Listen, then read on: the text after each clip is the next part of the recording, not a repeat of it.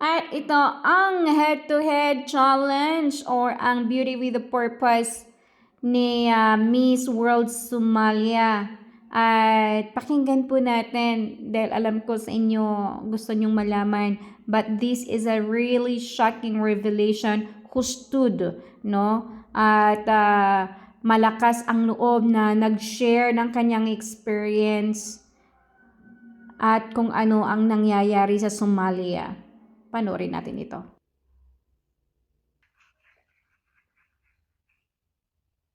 Good afternoon, everyone.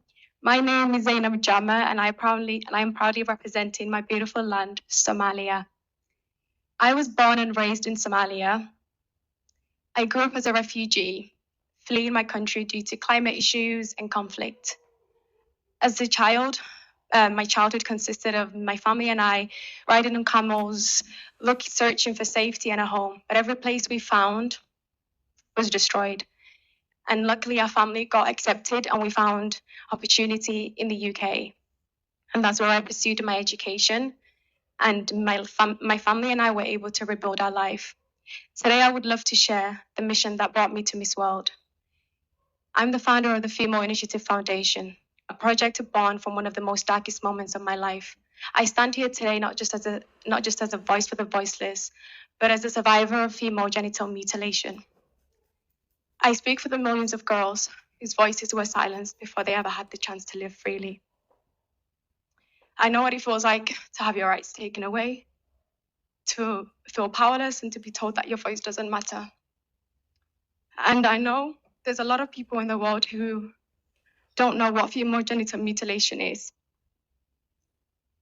And so I think it's really important that I raise awareness and I educate. And that was my main purpose at Miss World, was to teach people what female genital mutilation is. And I'd love to share with you guys the procedure that's done. I know that it's something that can be very uncomfortable, but I believe that it's something that the world needs to hear and needs to know. And I will explain to you this at first hand. I was 7 years old. I was outside playing with my friends when I was picked up. My clothes were ripped off, and I was taken to a room where 3 women waited with blades, scissors, and all tools. These women were not doctors, nor were they medically trained, just tradition passed down through generations. They cut off my clitoris, the part of my body meant for womanhood. They then sliced away the inner labia and the outer labia. I remember I screamed in pain because during the procedure, there's no anesthesia used, no comfort, only blood and loud silence. I remember crying and begging, but the woman told me to be quiet, to be brave, and to be proud, as that was part of our tradition. Once the cutting was done, my skin was stitched back together with thick thread or thorn, leaving only a tiny part of hole, barely enough for urine or blood to pass through. This process is called infibulation and is one of the most severe forms of FGM.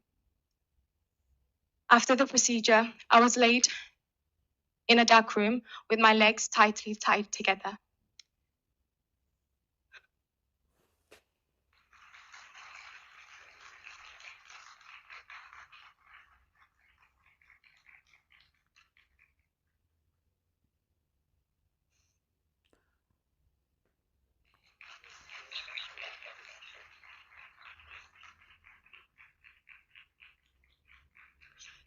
So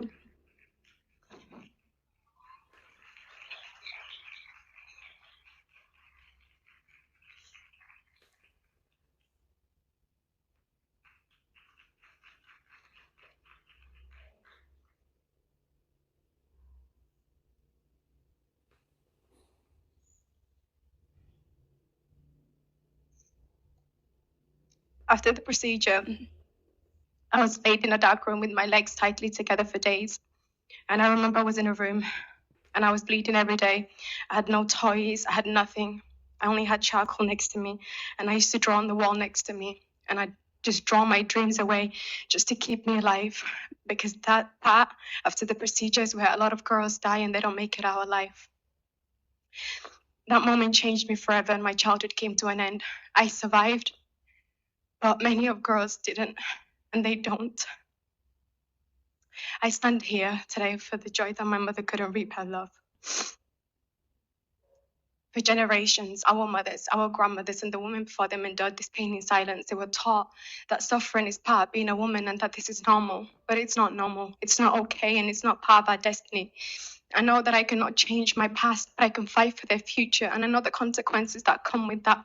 But I get so many messages from little girls from my country telling me that they're going to be getting female genital mutilation done soon.